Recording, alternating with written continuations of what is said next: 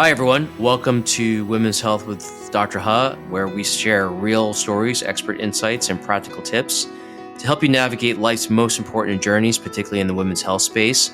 I'm your host and the chair of the Department of Obstetrics and Gynecology at the UAB Hersing School of Medicine, Warner Ha. And today we're going to talk about something truly special and unique and something I've been really excited about getting onto the podcast series, the role of the pregnancy nurse navigator. And I think this is, again, something that I think our listeners will truly enjoy.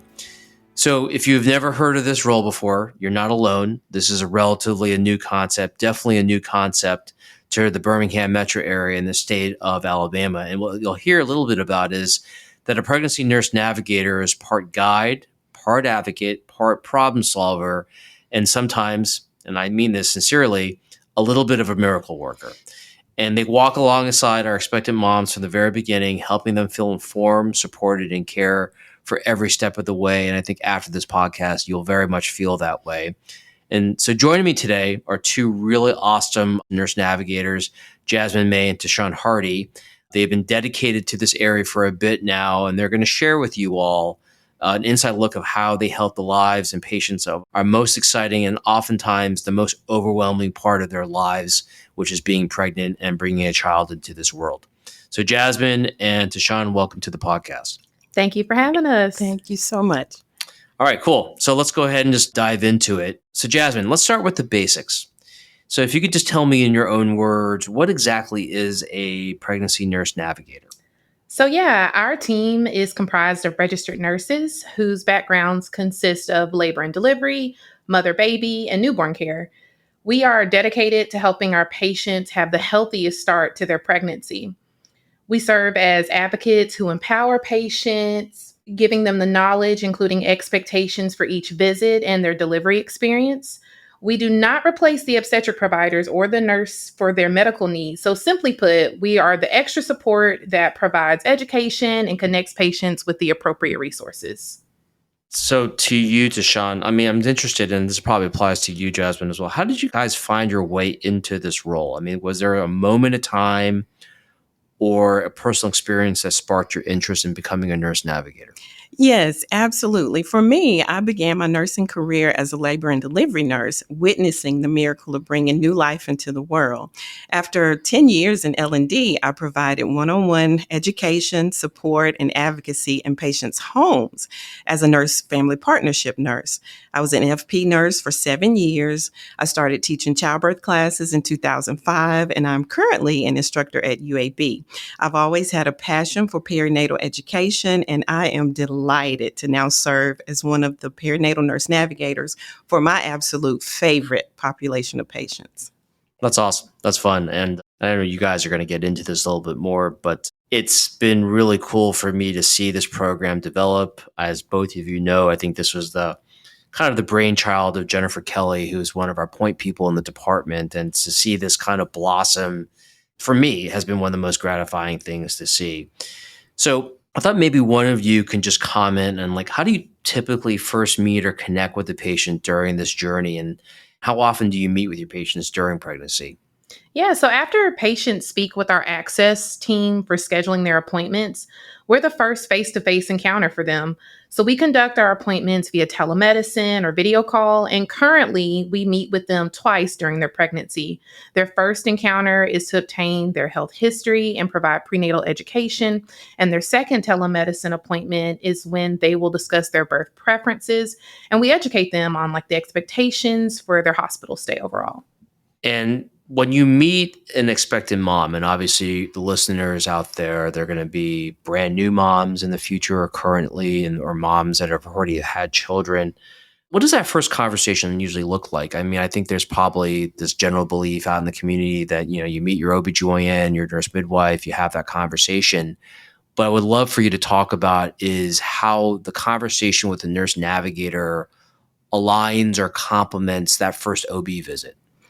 Absolutely. During the initial call, we discussed how early pregnancy brings many changes, including some discomforts. Our focus includes what's normal versus what may be concerning. For example, we provide tips to address nausea and vomiting. Patients are given details on how to reach their care team during the day and after hours. We also share their frequency of clinic visits. In an uncomplicated pregnancy, patients can expect to have 2 ultrasounds scheduled.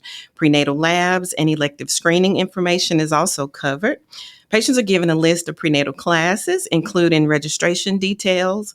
We also assess patients to identify needs for community resources. For example, if a patient needs transportation to or from appointments, we make referrals to the social workers to assist them. We also make referrals to maternal fetal medicine if indicated. Our prenatal care here at UAB is driven by a comprehensive team approach. During the second visit, as Jasmine mentioned, it's devoted to birth planning. This visit is completed at 28 to 32 weeks of their pregnancy. We ask questions like, who will be present to support you during your labor and delivery? And are you planning to have a medicated delivery or unmedicated labor and delivery experience? Again, we identify what's normal versus what's concerning. We refer to the maternity evaluation unit if necessary. We also reinforce monitoring fetal kick counts beginning at 28 weeks, and patients can use the Count the Kick app to track their baby's movements. Our patients are encouraged to research, choose, and contact a pediatrician by 34 weeks of their pregnancy. We also share doula information. We explain to them when to go to the hospital, what to pack, and how to prepare for a baby, including proper car seat installation and fitting and safe infant sleep. Lastly, we discuss what to expect during postpartum, including breastfeeding and options for family planning. So just to kind of recapitulate some of that, it's not just the first OB visit and expectations. You're talking about the entire scope of the obstetrical experience, including after they have their baby. Is that correct? Yes, that is correct. Okay. So I appreciate that response, but one of the things I've always been curious about is obviously we have women who have gone through their pregnancy journey without a navigator and now their pregnancy journey with a navigator. And I'm pretty certain that, our pregnant moms have shared with you the differences in that experience. I thought maybe for the listeners, you could touch upon what that difference is to our patients, basically. Yeah, one of the experiences I feel like we hear often are parents who probably had their first child or had a pregnancy maybe during the pandemic. And that was one that's totally different in comparison to now, but with having a navigation, particularly here at UAB. And so during that unprecedented time, but now you have a nurse navigator who really fills you in and provides you so much education. I feel like a lot of patients say that they feel that there is that extra handheld there during that time. And also, too, in the day and age of so much technology, there's so much that they can get off the internet. And so we hear often where patients will say, oh, yeah, I just saw that online the other day, but you just went over that. And I'm happy that you confirmed that with me because you just never know. You can get down the rabbit hole of being on the internet. And so speaking with us, they often sit and say that's the difference is that there's so much more confirmation for them because of the nurse navigation appointment, as opposed to what they hear from family and friends or what they see on the internet. So they just feel that confidence and feel so much more confirmed in comparison to not having one. I suspect it's somewhat validating for them. Very much so. Yeah. Okay. So I was just curious, so what's one of the most common worries or questions that you hear in those early talks and visits with your pregnant patients as a navigator? Yeah, one of the most common worries we address during that first appointment is the discomfort of nausea or morning sickness. We take the time to provide instructions on the use and benefits of taking Unisom and vitamin B6 together or ginger chews to relieve their symptoms, as well as making sure that they are getting adequate nutrients, with small frequent meals, as well as heartburn being another common worry that we hear often. We offer that reassurance that for some, their symptoms should decrease as they enter their second trimester. And there just can be just so much hesitancy with the first trimester where often patients may not have shared with their family and friends that they're expecting just yet.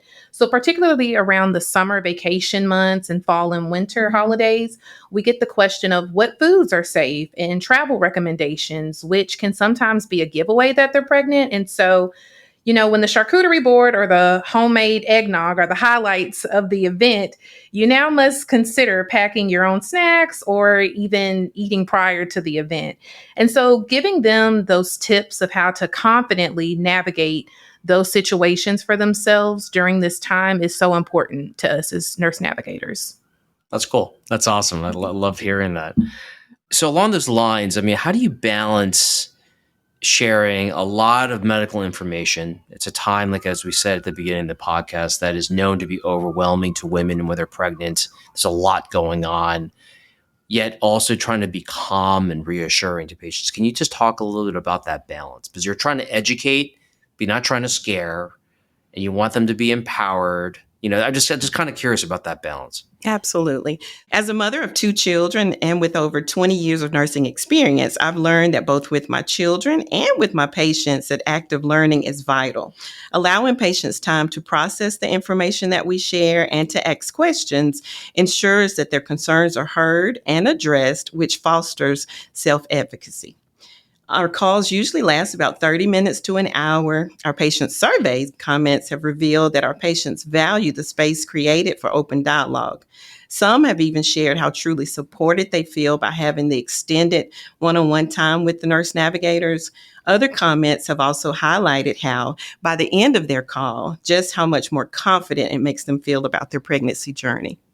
I love that. It really speaks to the fundamental nature of why I think what you guys do is so transformative. So I want our listeners to understand this. You work intimately with the other providers, the physicians, midwives, some of our specialists, in addition to the staff, particularly the nursing staff. How do you achieve getting everyone connected, particularly to the patient, right? Because I think in some ways, when you think about the word navigation, you're navigating our very complex medical system and making sure that access and their appointments and their care is as best as they can be. But I thought maybe you guys can comment how you stay connected with the broader team. Yeah, absolutely. So, as TeShawn mentioned earlier, UAB specifically, we have a comprehensive team ready at any time to assist our patients. There are 4 obstetric teams that are comprised of doctors, midwives, and advanced nurse practitioners. And so, as perinatal nurse navigators, we encourage our patients to advocate for themselves. As we establish a rapport with our patients, we assure them that we will always do our best to point them in the right direction. Our telemedicine calls provide a snapshot into their health history, which allows them to spend more time with their providers when they're seen in the office. So we encourage them to ask more in-depth questions that might not be within our scope of practice. And so empowering our patients that they have made a great decision in choosing UAB for their prenatal care. We're a very large system. And so we always work in tandem with our social workers, the ultrasound techs, and making sure patients receive specialized care and that their needs are met. So we often communicate through the patient portal, which is a great benefit when choosing UAB. And so that's not only during their pregnancy, but in the postpartum period as well. So just confirming that they know when to consult with their providers, the maternity evaluation unit, and the lactation consultants at any point. They're available for them. Okay, thanks. So our listeners don't see this because obviously this is not a video podcast, but the moment we started talking about the why and the validity of nurse navigators, I wanted to make the listeners know that you were both had smiles from ear to ear and clearly are very excited about your jobs. So I want to kind of impart that and for our listeners to visualize that. But I would love to know, what's the moment that makes you say, yes, this is why I do what I do and be a nurse navigator? Absolutely. So my role as nurse navigator allows me to make a tangible difference in the lives of our patients. I believe the compassionate care that we provide as nurse navigators helps to improve the well-being of these mothers and their babies. For me, this is truly where my passion has met my purpose. Love that. I think that's a great way to state it. Okay, so my last question to both of you, and I'm very curious of what you're going to say, is if you could give one piece of advice to someone who's expecting a baby, what would it be? Yeah, so my one piece of advice that I would give someone that is expecting is to ask questions and understand the standard of care from your healthcare team specifically, but also keeping an open mind to pivot when needed for themselves and for the health of their pregnancy.